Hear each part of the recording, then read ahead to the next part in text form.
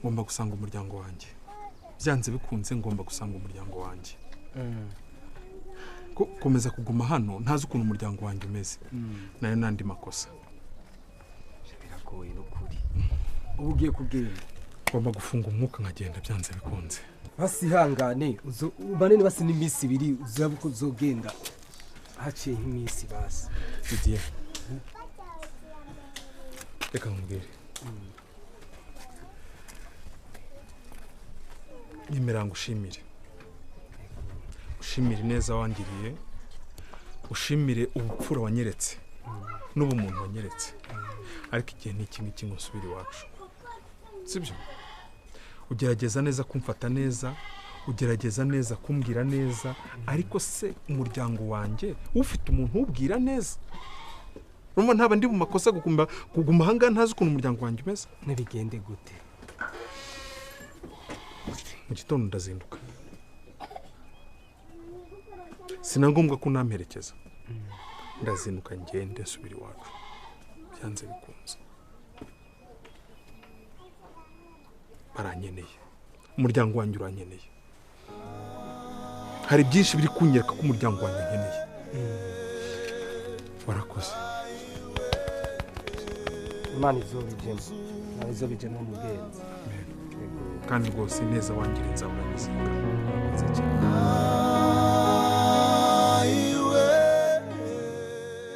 sobe ko wambwiye ngo na hafi twaba tutari kuhagera ni bihe ubu se kano kanya urananiwe si ukunanirwa ariko bise turakomeza kugenda amaherezo oya tugiye kuhagera humura wicika intege tugiye kuhagera ntabwo ari kure ese ubundi utambeshe waramubonye neza waramwiboneye urumva ubu se naba njyewe nje hano gukora iki ntaramubonye ariko abana n'abandi sinakuye ko muri famiye ye afite famiye niyo abamo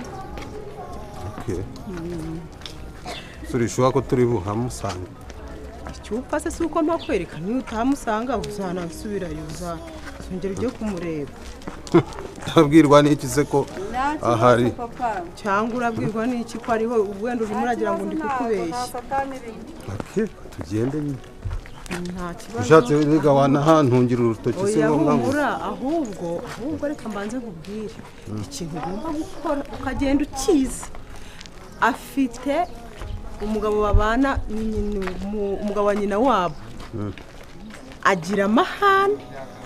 agira amahane ugende wikandagira umugabo wa nyina wabo iyo ampaye nka date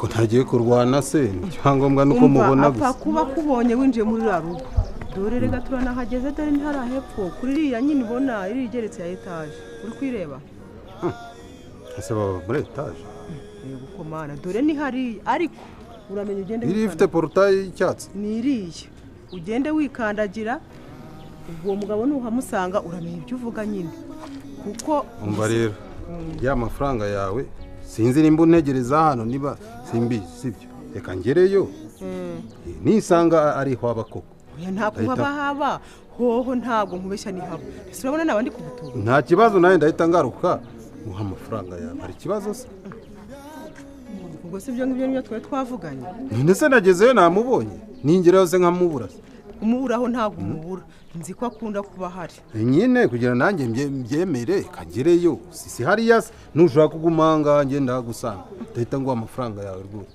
uze ngiye kubayo ubwo se nakwemezwa n'iki kudahita ukata hepfo ko nawe tujyane basi nimba ushaka ntabwo ninjirayo none se urashaka kujya utashaka kunyuma njye simbizi ariko se ubundi swara murakundana kuki umukunda cyane ibibazo ariko mbaza ntago bikureba gusa turaziranye nta kindi ese unshubije yego cyangwa hoya ubu mwawe uze ngo usubiza birakumarira nabimenye nese ungiye ko nemeye kuva mu rugo nkaza ahangaha nubwo ari amafaranga ntago ari ikibazo wakambajije gusa ikintu ugomba kumenya yajyaga atuzanira imbuto mu rugo zagazanira imbuto mama wanjye reka bari impamvu iri kumwirukaho hari ikintu ngiye nshaka kumwibariza imbona nkubona niyo mpamvu namubuze ndamukeneye cyane sibyo wereka ngereyo nimubona ubwo ndahita ngaruka ngo amafaranga nta kibazo nanjye ndagutegerereza ahangaha nimbona utinze ndemera nkusange n'ubwo ubu se ngiye ko nayakurekeye yayandi nigeze nkubwira ngo yansubize yandekeye se nsi twatwemeranyije yuko ko nahuye n'ikibazo se ngewe ko twari dusohotse tugiye twigeze tujyana ariko ibyo twavuganye ndabisoje ntabwo urabisoza oya humura ntugire ikibazo birasozwa ari uko umubonye oya uramusanga humura sawa ntegereza aho ngaho rero baho banko kandi ntutinde sawa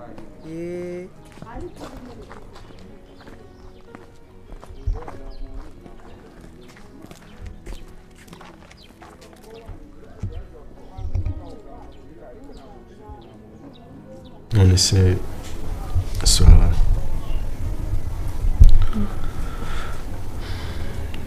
niziye meta yawe aya wikuramo urabona bakwambitse impeta ariko ikibazo nshaka kukubaza ni kimwe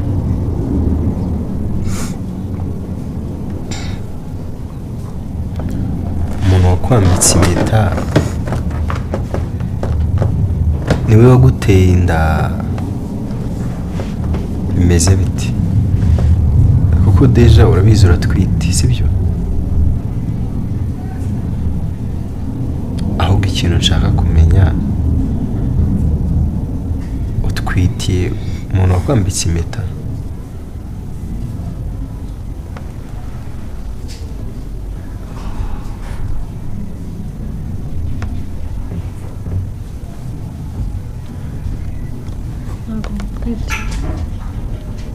ntabwo ndi gusobanukirwa gutya se gutya bisobanura iki ntabwo mutwitiye ntabwo imbere uvuze ngo iki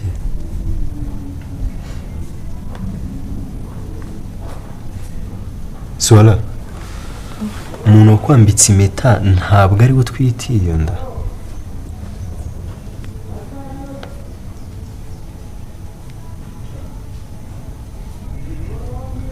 murambeshye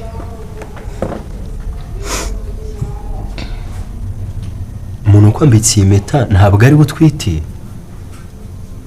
ntabwo ari we nwitiye ariko si bivuga ndeba reka kubivuga ureba ku ruhande oya nta kibazo sibyo umuntu wakwambitse iyi impeta ntabwo ari we utwitiye ndabisubiramo inshuro zingahe inda niyo umuntu wakwambitse impeta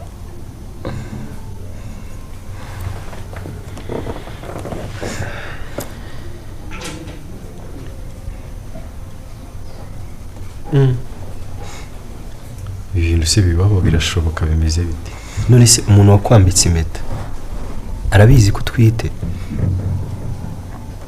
ntabwo abizi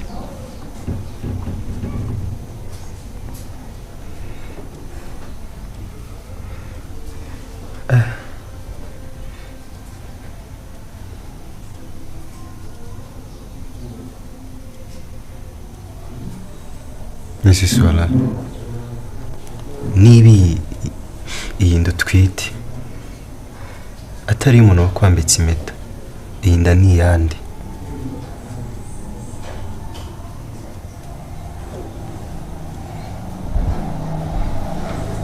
nyine hari umuntu ndi gukeka ashobora kuba ari iyiwe ariko umuntu yazabimenya umwana amaze kuvuka tugapimisha DNA uzi kuri igitangaza nta nubwo uzi umuntu waguteye inda ni ukuvuga ngo tukimara gutandukana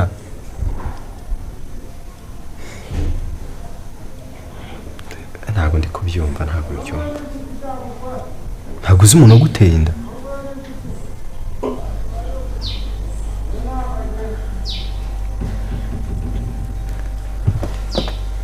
ndashaka ko tuvugana ndeba sibyo ntabwo uzi umuntu waguteye inda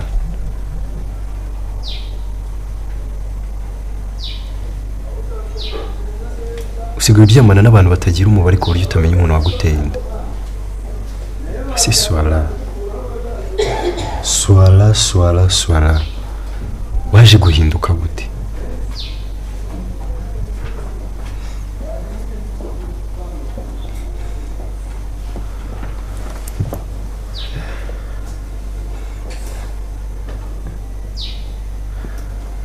Ikibazo nshaka kubaza ni icyanyuma sibyo kandi unsubize. Gusa uratangaje. Buriya umukobwa yageze aho atamenya umuntu wamuteye inda. Nuko abagabo muba muryamana ari benshi cyane kandi utamenya umubare wabo.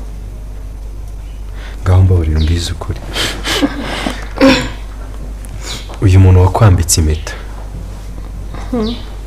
naramuka amenye ko utwite ese azabyakira? Ntabwo nzi urukundo rwanyu, ntabwo nzi ukuntu mubana, nta nubwo nzi ukuntu mumeranye. Urumva azabyemera? Urumva azemera kugutunga? nyine bino biragoye pe, kubera ko nyine inda atari yiwe, urumva nyine ntabwo byashoboka.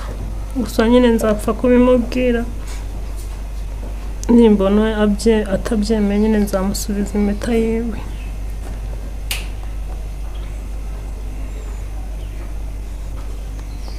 Ariko uri umunyamafuti kweri.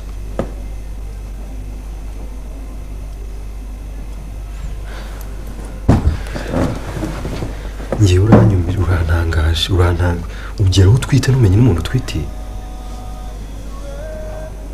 Kandi swala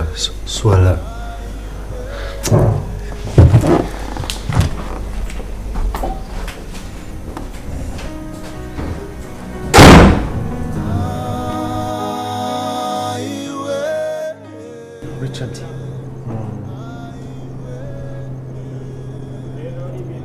naho bigeze mfite ubwoba. Mfite ubwoba? Yes, katubayeho kabisa. Ntabwo ntabwo. Ese ikintu cyantera ubwoba ni iki? Richard. Kandi we narakubwiye. Nabwiye ni ibintu bya business turimo ntabwo. Fata risk. Kandi iyo ufashe risk urumva either urapfa cyangwa se ugakira. None ntabwo ufite ubwo base barabuye. Kamone ngi harimo urupfu. Nese upfuye abandi ntibazavuka. Ariko byibuze uzabusize imitungo. Uzabusize umuryango umeze neza. Ndakubeshe se? Richard bikereza. Ejo ubugenzacyaha bwiriwe bungenze. Ubuki? Ubugenzacyaha barimo bambaza ku by'urupfu rwa Valens. Kandi uko byagenda kose umugabo Feza kandi uko byagenda kose kiriya kirego kirakurikiranwa na mucamanza wa mwavoka wa Feza kandi ubonye ko ari umuhanga.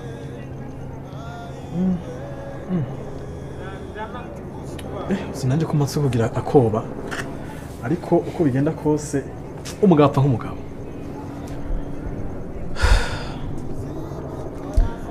Uzi rero je ntangiye kwibaza se hari ibimenyetso twarasize hariya byibuze batangira kutugiraho iperereza, kuko niba buriya umuntu amugiraho iperereza ari uko bamuketse. Hanje ntaco dupfa. Hari ikintu mwamarigeze gupfa na Valens? Ntacyo. Nasi iryo perereza bari gukoraho byagenze bite? Impamvu ni iyihe? Ntabwo ndayibaza. Cyangwa basanga ari kwa kundi bashakisha ibimenyetso n'iki? Ese ari ahantu nta kamera zihari? Ntazo. Yatwere ko yatwakamiritse mu bintu byize deal. Buriya niyo wagufashe mugenza we ntumuvuga urabe maso. Bashobora no gufata wenda bagakora iryo perereza ryabo. Je nkaza ndaza kugusura nkuzaniye ibiceri. Ariko nyine babaswasha avuga ngo nanaka ngo twari kumwe. Oya. Iperereza ni ibintu bisanzwe. We tuza kandi nubwo byagenda gute ariko nanjye numva ko bada uko biri kose noneho uvuze uriya mavoka wa Feza warabonye ukuntu ari umuhanga abaza ibibazo ashaka kugushyirishamo warabonye ziriya ngingo mani yaravuga noneho nkavuga nti ndapfuye kuri rujya rubanza rwa Bruno noneho uvuze yuko ari we baba we ikintu kihari rero tugomba kwiga izindi strategies zatuma hano hantu tuhava Richard hano hantu tuhava ngiye kubikubwira uko byandenze kandi niwe mapanzi mfite niwe muntu dukora deals zose ariko buriya je reka kubwire ipereza ryaba ryareka nta kimenyetso na kimwe uriya mba numva ndamahoro gusa nase nta kimenyetso twasize hariya ntacyo twaracekinze hose ariko nyene reka rikogwa ako ni rikogwa nese urumva twakora iki kandi ikindi harya bigeze uramuna mbigize ko korota busi yego wanasanga ari ryo perereza wenda bashaka gutangira bakavuga ati ese uyu muntu yapfuye gute ese baramunizeye ese bamukozeho mbese bahagenda bashakisha impamvu ari twamukozeho cyane simuzi ko twanje kugwana fata kiriya giti kinini ndamukubita mu mutwe hari igiti twakijugunye twagisize ahandi hariya nyine yagiye ko yanabona nta n'umuntu uhari avuga nti nta mpamvu reka dutegereze akazaza ariko gato mbona ariko dutegereza ariko tunatekereza kuko ufite nibyo nakubwiye tuma gutekereza ese bakoze iperereza bakavuga ati byanga bikunda wowe uwo muntu umufiteho amakuru ku rupfu rwe wakora iki kandi nakubwiye ntuzamvuge kuko bashaka kudufunga twese ukaba umuntu uza kukureba cyangwa se ukaba n'umuntu aza kukurebera umuryango kandi mu muryango wawe ndahari nta nawitangira Richard icyo mbaza ni kimwe iryo kosa ntuzarikore icyo mbaza kandi nanjye nibaza ni kimwe kuki ubugenzacyaha buri kunzaho nanjye nicyo kibazo mfite ese ntitwari kumwe se ngo nta bimenyetso na bimwe bafite nta kamera zari zihari iyo ziba zihari uzi ko n'iriya kote nayo nambaye ariyo nkunda kwambara buri munsi ariho n'ubucucu buriya twabukoreye iyo haba hari za kamera bari kureba se uyu muntu byibuze mu maso ntibamenye ariko bakamenya ikote tugomba rero kwicara tugatekereza ese ibi bintu biguhamye ko genda umwe ari wakubise umuhini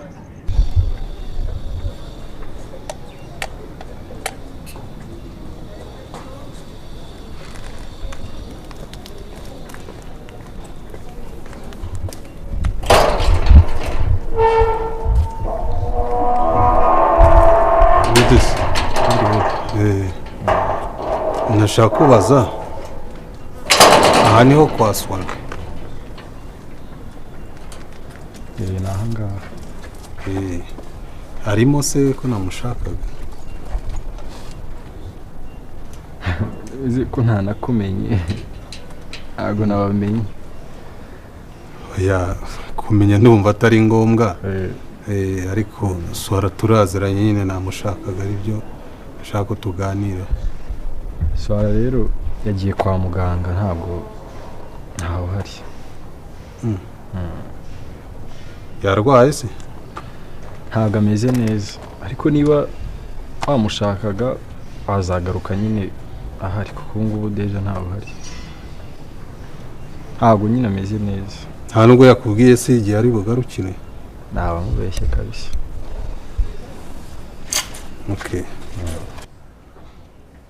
ariko kuki akenshi yonje nsanga ntawe uhari cyangwa mwamuhishe ntabwo tuba twamuhishe urishyuha ko atarimo ntabwo arimo se yaba arimo nko kubeshya ariko wazagaruka nk'ejo yenda nta kibazo ariko ndabona mufitanye agashusho aricyo mupfana. Okay, anyway ka ngende ubwo uraza kumubwira ko ari uwaje kumureba. ndaza kumubwira ntacyo ndaza kumubwira. Sawa.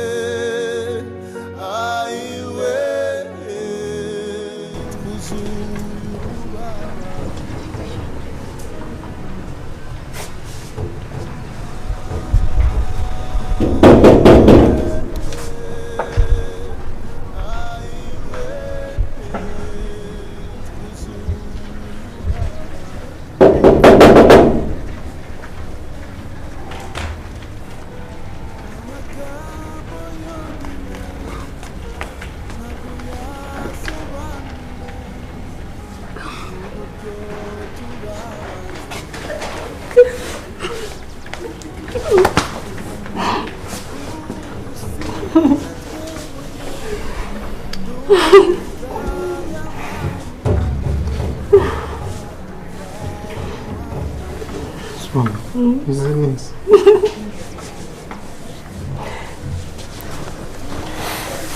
Swalla umeze neza. Nari nakubuze.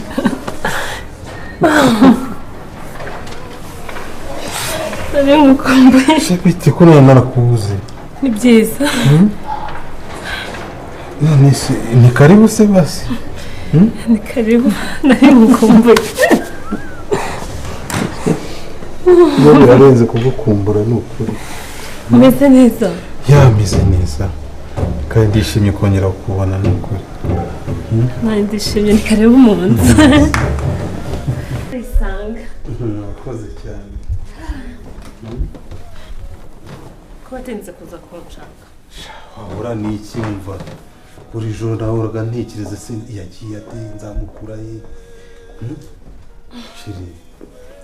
Ariko ndabona hano bashobora kuba bagufashe neza. Wabaye keza. Biti se andi makuru. Amakuru ni meza nyine. Hanga nsigaye nimba ni kwa nko wanjye ariko kugira ngo magire nyine byari struggle ndende. Okay.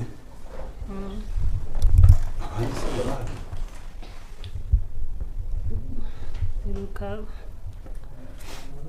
mutantine wahanga yagiye ku isoko abandi nabo hari byatarageze.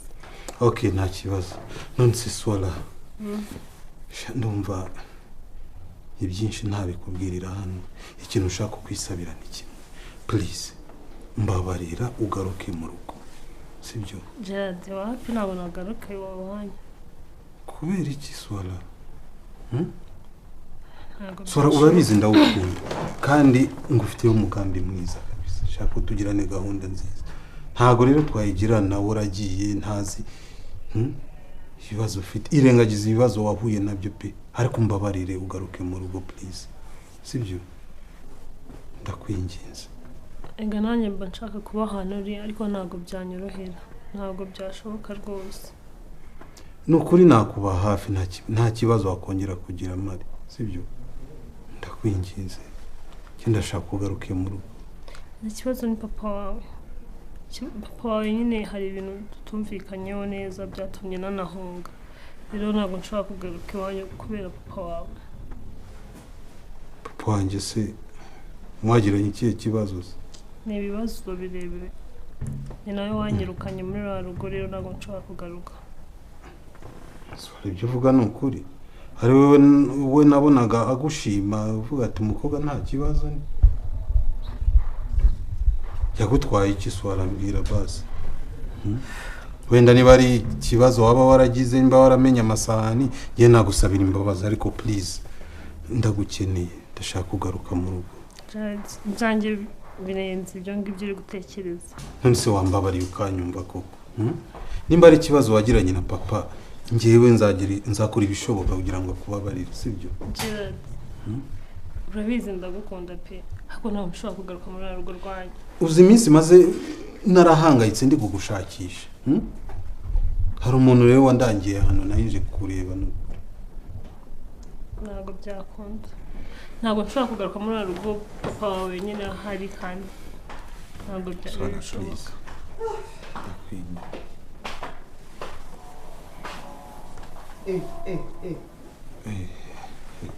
Gerard uraho neza ko waje hano bite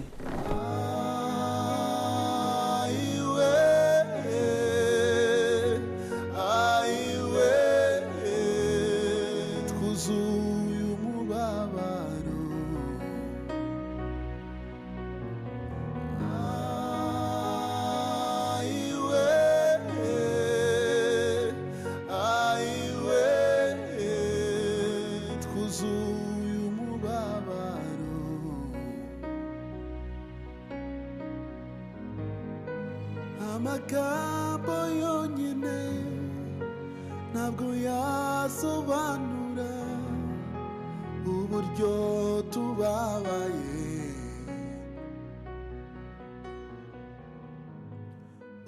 udusize twenyine